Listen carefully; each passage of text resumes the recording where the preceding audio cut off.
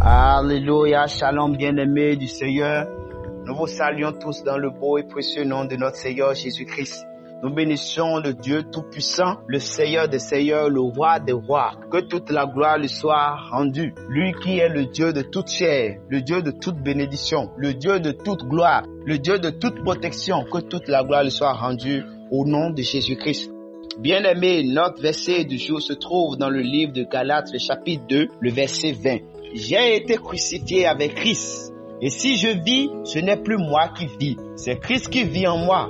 Si je vis maintenant dans la chair, je vis dans la foi au Fils de Dieu, qui m'a aimé et qui s'est livré lui-même pour moi.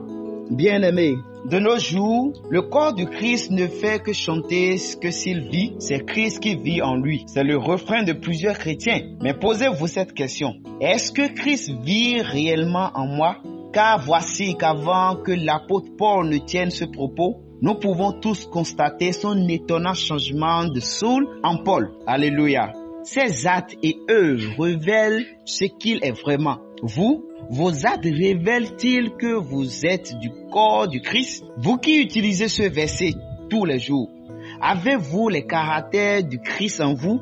Vivez-vous la vie de Dieu? Êtes-vous réellement mort avec Christ? Si vous n'êtes pas mort avec Christ, il est impossible que vous soyez ressuscité avec lui pour chercher les choses d'en haut où Dieu est assis.